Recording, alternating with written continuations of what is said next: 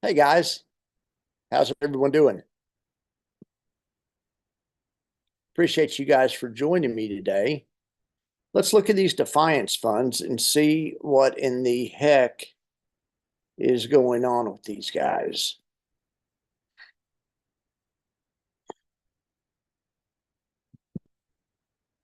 All right, let's look here. First, we're going to start with IWMY. These guys sold options at the 1955 level, and they sold puts.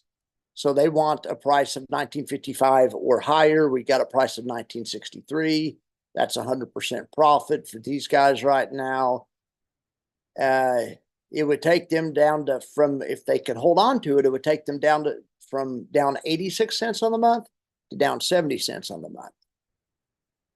Um, it's a step. We'll see if they can hang on to it though. Any profits have been evaporating lately. Triple QY, these guys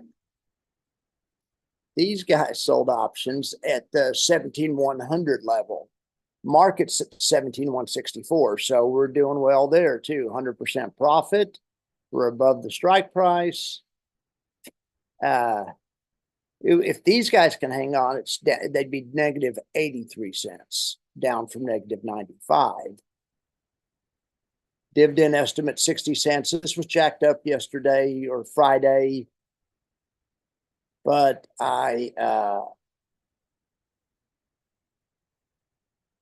fixed it. It's actually 61 cents. All right, IWMY. I didn't look and see what that one was. I'll make sure it's that one's actually $1.05.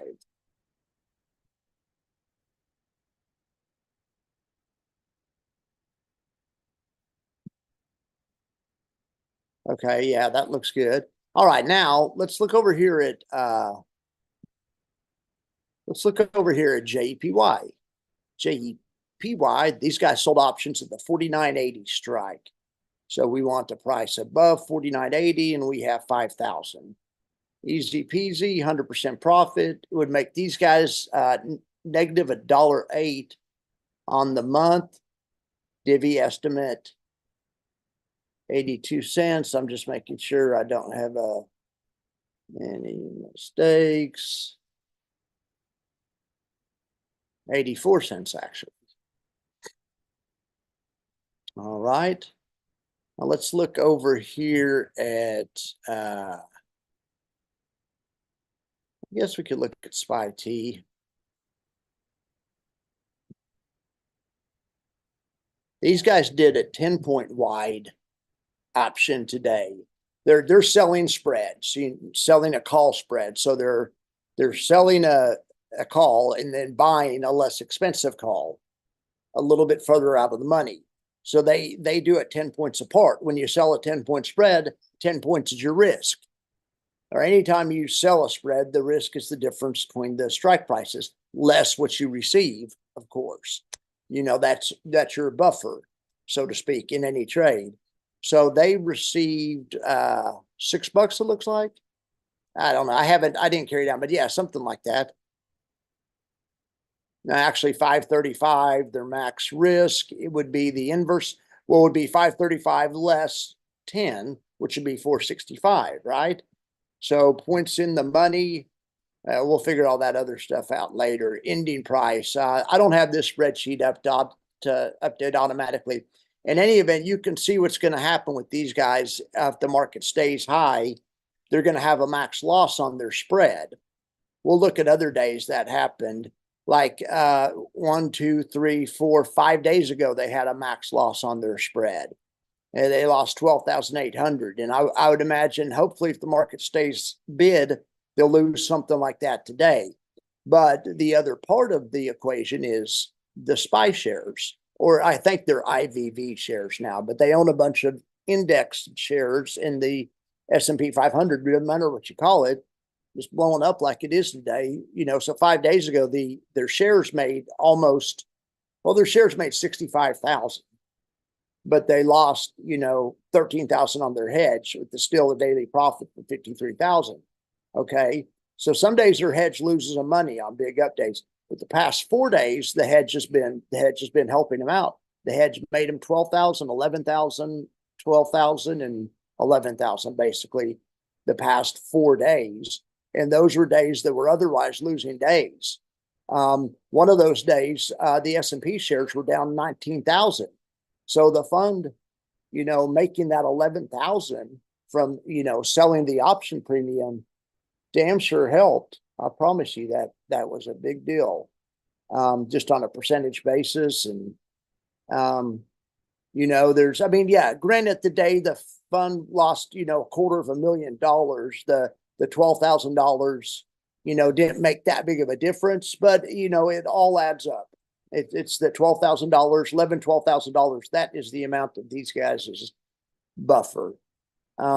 But on kind of small down days that you can see it really helps them out. I guess Friday they lost 22,000, but they made 10,000 on the buffer. So, very small, minimal loss on the day.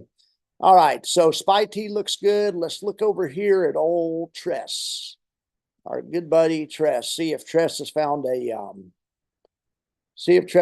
island of mercy or a valley of death or what the heck Tress is doing, right?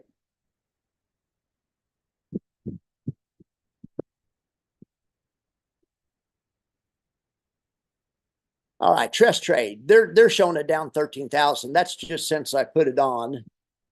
And that includes that the long options, and the long options right now are bleeding. They're time decaying. So these guys sold 250 calls and 250 puts at the 90 strike. So that's why you see right at 90, see that island of mercy that appears?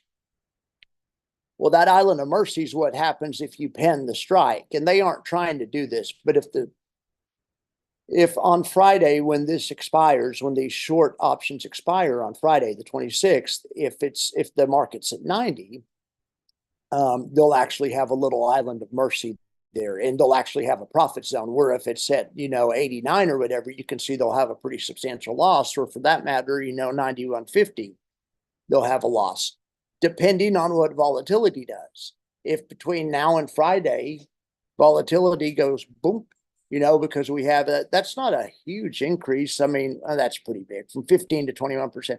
Okay, that's a 50% bump in volatility. That had to be something pretty bad, but granted, something like that happens, you're covered.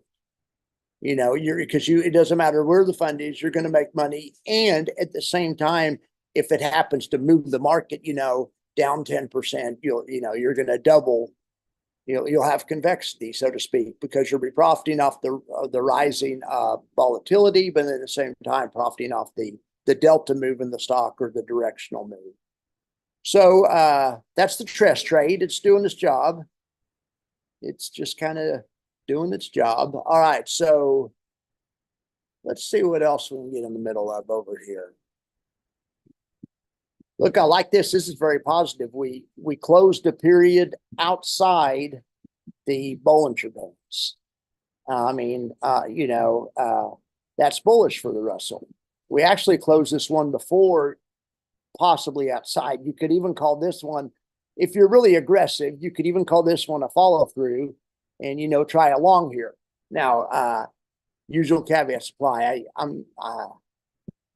Anyway, it's the first sign of life in the Russell. If you want to stick with the longer trend, you probably wouldn't want to do that, because here's a daily chart of the Russell. The daily chart of the Russell was nowhere close to being out of the Bollinger Bands. The daily chart looks like on this time frame, it's reverting to the mean. When it did get outside of its Bollinger Bands and volatility expanded and the Bollinger Band stretched out. But right now, the past couple of bars is going the other direction. So, typically this means it's reverting back to the mean and the Bollinger Bands are coming in. So on that time frame, it's still looking like a sell. To me, because it's, it's nowhere close to being to giving a signal like we had over here, or even over here, even though that was a fake out. That one day you might have made one or two little good trades. But then the best trade would have been after going the other way, in any event. So I would just, it doesn't mean the trades down here can't turn out to be good. Look at this one. I mean, in fact, lots of times this is where they begin. But if you want to wait for confirmation, you want to be on the other side of the Bollinger Bands. But in the 30-minute time frame, we already are. So if you're aggressive or that's your time frame, some people's long time frame is 30 minutes and their short time frame is 5 minutes. Those guys are probably long right now. They've been long before now because the 5-minute one, if they're trading the 30-minute and the 5-minute using my system, the 5-minute one broke out back, actually this morning back here. Anyway. All right. Well, anyway, that's a good sign of life there for the Russell. So let's see what old Tesla's doing. All right. All right. Tesla has some open gaps above them to fill. They got one up here in the 152 to 153 area. Then we created a fresh one today in the 146 to 144 area. But one thing at a time. Let's see if we can fill that one today. We're looks like we're moving up now. Hopefully we'll fill that one by the end of the day, and then maybe we'll take the other one back. Take the other one back soon.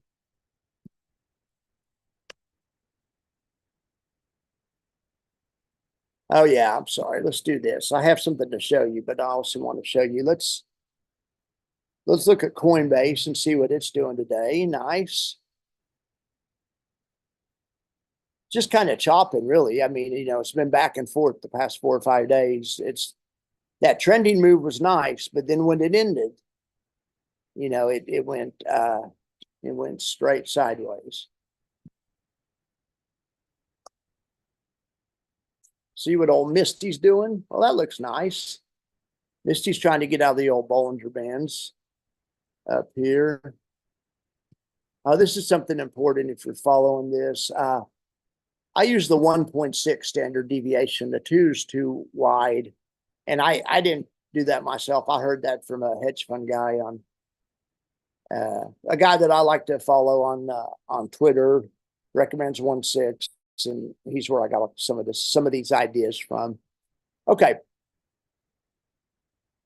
Yeah, on the 1.6, we've already had a close outside the Bollinger Band in this time frame. In the 30-minute time frame, MicroStrategy is actually given a trending up, signal, which is the first time we've had a trending buy signal in MicroStrategies since back here.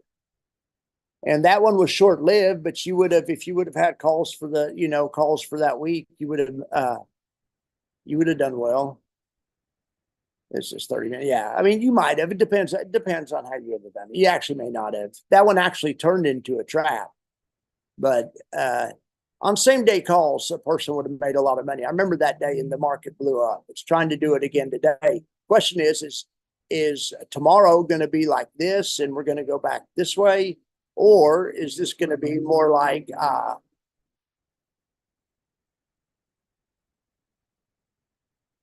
or is this going to be more like back here whenever we, had some trending?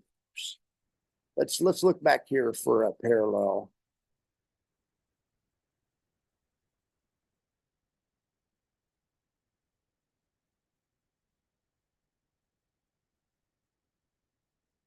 I mean, it's either going to be a fake out. It's obviously out of the bands today, and it's going to come back across and go the other way. Or it's going to be one of the ones where it starts a directional move back up. So the way I would like to look at that is slide back to the higher time frame and see how far away that one is from its Bollinger Band. That's just the way I do it. Tell me the way you guys do it in the comments if you want. It's just one of the myriad of things I like to look at. Working on some new videos right now. I've been writing some scripts. Looking forward to putting a bunch of new original stuff out, some reviews of some new funds. And that T-Jewel one was pretty cool. So I've been looking at T-Jewel's parent company. It's called Innovator ETFs. And they have some cool stuff. I'm going to do some more content on them for sure. I mean, it's mainly called Defined Outcome. Okay, what in the heck going on? It says, okay, well, hang on. I have to look another place for your comments. But anyway, I'm going to check for your comments. I want to see what you guys are talking about.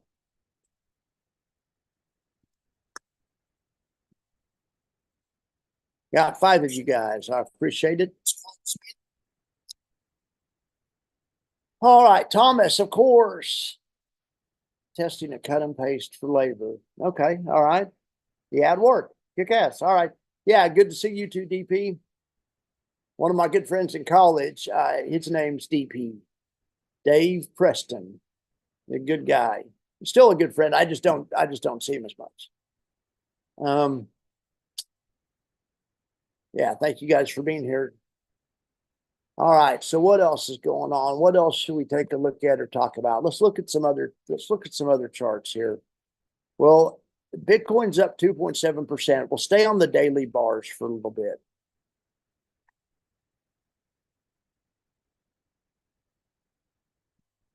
I mean, I'm really bullish above 68.5, but so far that's been a terrible strategy. I don't know how I got that number. It was because it was a shoulders line on a head and shoulders, and I was waiting for the head and shoulders to be invalidated, but then I think this wedge probably became more important. But now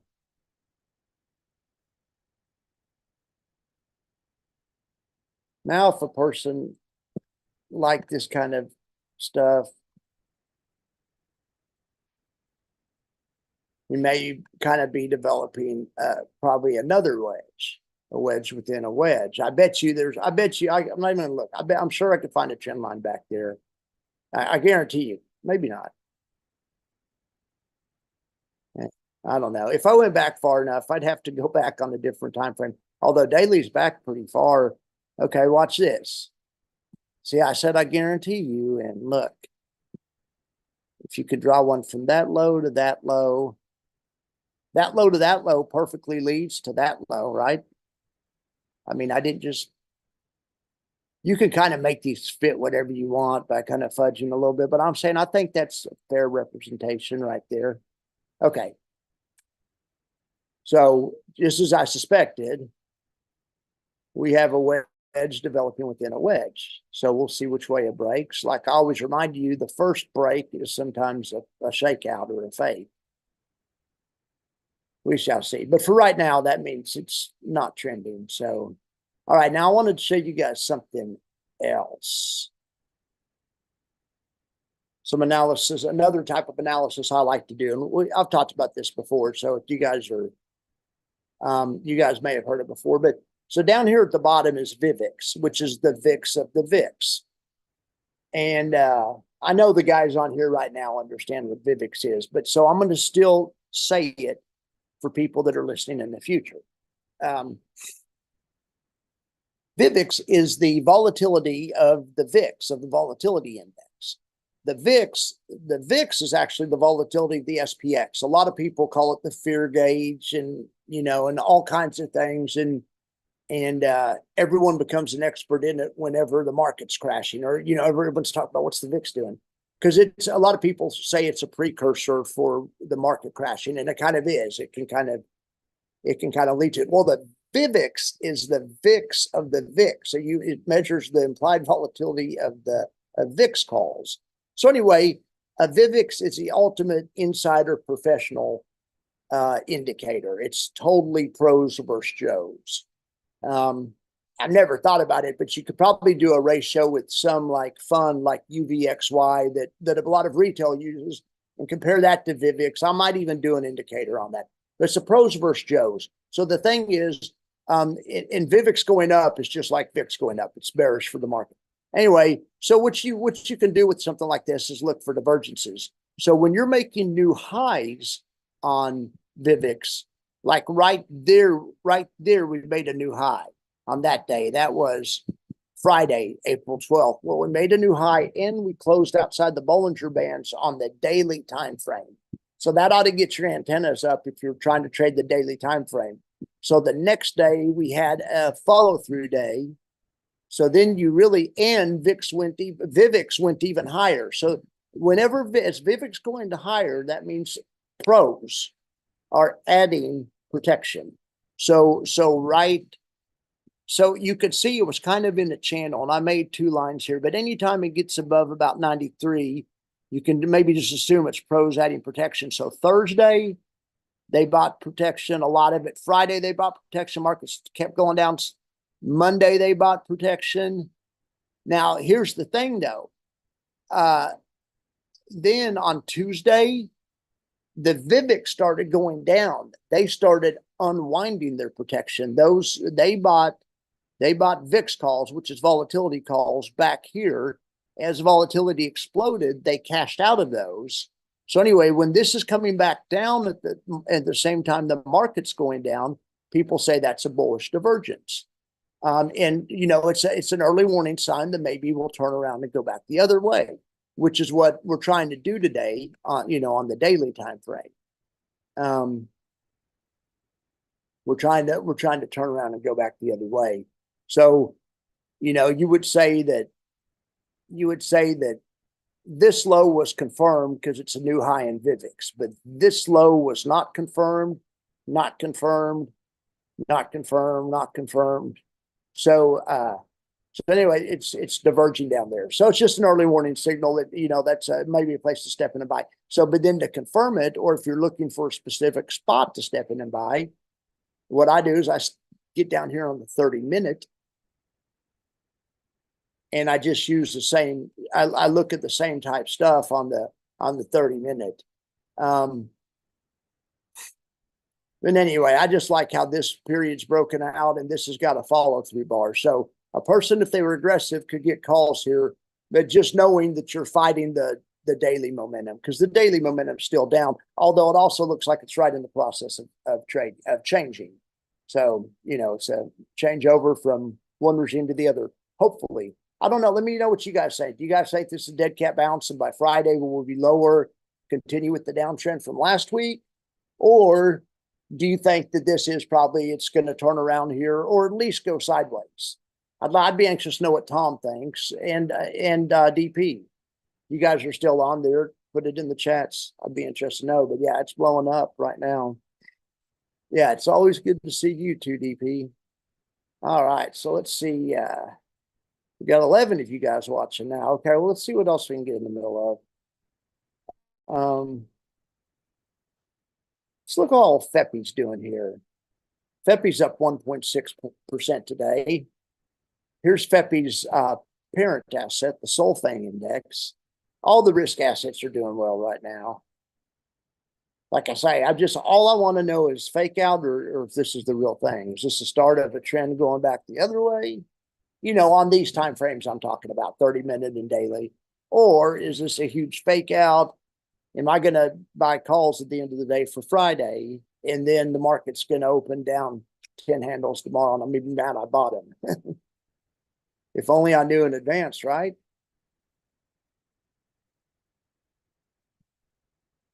Sideways, okay, Thomas, yeah. Okay, yeah. Or Ryan, I don't know if I've seen your name in the comments. I think I have before, but yes, turnaround since October. It's been a huge run. A single day isn't going to change anything. Yeah. So here's what I try to do. I try to have, I've seen it called time frame continuity or something, but I think so many people I know will be trying to think in too many time frames. For the purpose of my calls, buying calls or buying puts, I try to stay in that 30-minute time frame and confirm stuff maybe in the daily time frame. But yeah, lots of times I'm like in a longer time frame in my mind, I'm like super bearish, but still, if my 30-minute time frame has the, I can still think, man, this market's going to crash. It's too high. The Fed's printing too much money. But at the same time, because I'm trading smaller time frames and still be taking an occasional bullish trades in the indexes. But yeah, so what I'm saying though is I think a lot of people I know because I've done this. I'm not gonna say a lot of people. A lot of people have an opinion about the market. Usually in my case, it's longer term. Like this market's it's done. It's too high. We've got it. And then I'll act on that opinion. And with some puts or whatever. The problem is I'll be right in the grand scheme of things. Over the next year, the market was too high, but I won't be right before my puts expire. Because I'm not I'm thinking in the weekly and monthly time frame, but I don't have the bankroll to trade in or the patient. I don't want to trade in the weekly or monthly time frame. I like to buy calls or puts and have them expire on Friday, or maybe 2 Fridays from now. Especially if you're doing a calendar, sell some that expire this Friday and buy some that expire. But I like the quick outcome, and I like to make. So anyway, that's why also I like the Defiance. Defiance hasn't figured out selling that daily option. That's because it's quick, but I mean, they're monetizing that. That grind is, I mean, that is just giving them, they have the best buffer in the business.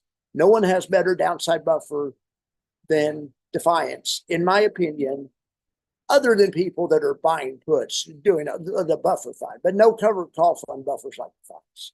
Anyway, yeah, happy Monday, Norman. It's good to see you. Yeah, inverse ETFs. A lot of people, I've actually never used one of those. I've always heard I've always heard don't use them because they decay in a road. But people that do use them successfully will use them for a day, 2, 3, a week, maybe at the most, and just play them tactically.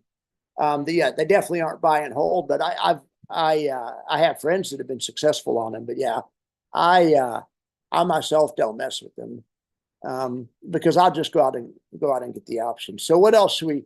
Let's look here at NVIDIA. Can we get this darn thing to turn around? What is going on with NVIDIA?